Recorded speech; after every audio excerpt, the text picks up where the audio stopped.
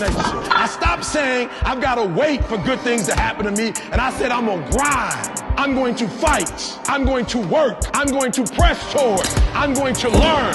I'm going to do everything in my power every single day. I'm going to do everything in my power to become a victor and not a victim.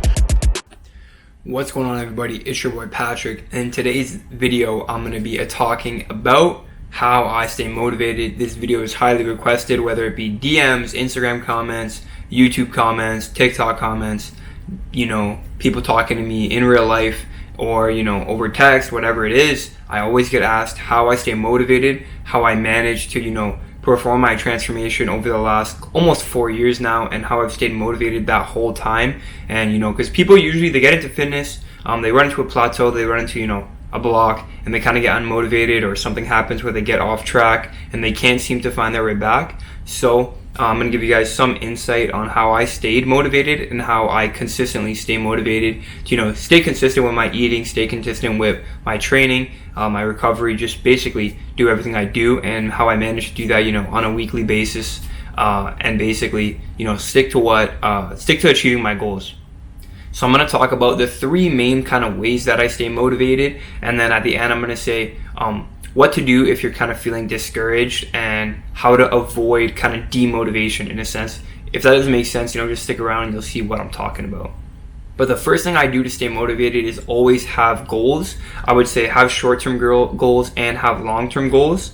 And then also you want to be very, very specific with them, and fully describe them, and fully either write them out or put them in your notes, whatever it is, but describe them down to a T, where it's very specific what your goal is. Instead of just saying I want to gain weight, I want to gain muscle, I want to get bigger, be very specific. Say I want to gain 10 pounds in 3 months, or I want to get my bench from 185 pounds to 225 pounds in, let's say, 3 months, right? When you be very specific and when you're very detailed, it allows you to create a plan, to create a structure to somehow move toward your goals. When you just say I want to gain weight, what does that mean? I want to gain 1 pound, I want to gain 2 pounds, I want to gain 100 pounds. When I want to get, if I say I want to get stronger on bench, what does that mean? I want to go from 185 to 315. I want to go from 185 to 515, right? And it's hard to stay motivated with that, because when you just have a general kind of goal in your mind, it's not very constructive, and it's not very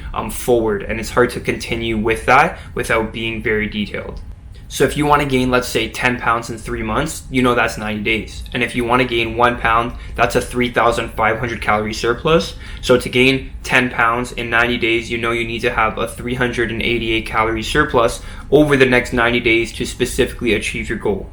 If you want to hit a new PR on your bench, you have to program specifically for strength training to get there. If you're starting at 185, you want to get to 225, you got to hit, a 10 pound PR for the next 4 months, and then eventually you'll go from 185 to 225. When you're very specific, it's much easier to work toward your goal, and you can have that short-term progress where, let's say, if you want to gain that 10 pounds in 3 months, if you're gaining 3 pounds every 3 months or every month, you're on your way to that goal, and that'll motivate you, because you're working toward your goal.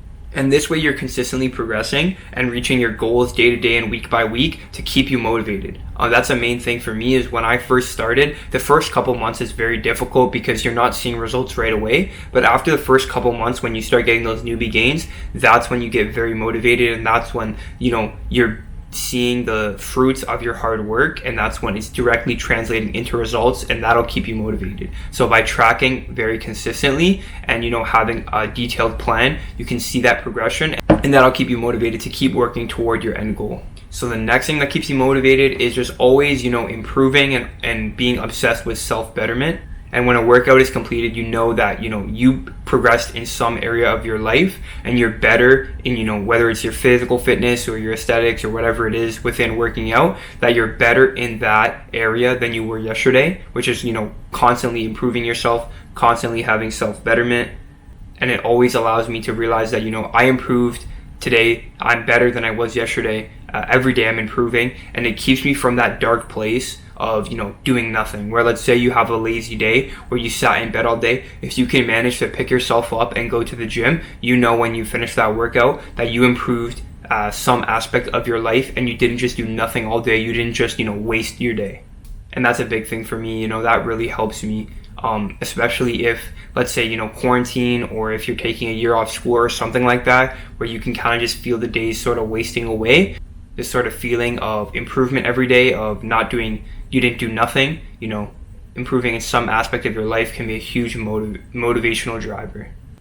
And lastly, I've always kind of been into physical activity, not really bodybuilding specifically, and because I was a skinny kid, so not really weightlifting and working out specifically, but I've always been a fan of physical activity, whether that's just running around, playing sports, all that type of stuff. So for me, physical activity has always been fun, and it sort of gatewayed me into fitness, and motivated me to try to push my body to its physical limits, by the thought of, if I continue down this road of constantly progressing and constantly pushing myself, I can one day be at my maximum, potential for my fitness, and, for the best way that I could look, the best performance I could possibly do and possibly achieve with my body. And then at the end of the day, I'll know that, I pushed my body to its maximum capabilities. I emptied the tank. I gave it all I could. And I'll be able to see what my body's physically capable of. And then at the end, I'll have no regrets of taking advantage of my physical prime. And how when you talk to older people, they always say, man, I wish I feel how I felt when I was in my 20s, when I was in my teens. I'll never have that type of wondering what I could have done, where I could have taken it, because I know that I emptied the tank, I did all I could, and I pushed myself to my maximum capabilities. And then lastly, a question I get asked all the time is, hey man, what do I do if it's taking too long? What do I do if I'm not seeing results quick enough? How long do you think it's going to take me to, achieve X amount of goals or gain X amount of weight?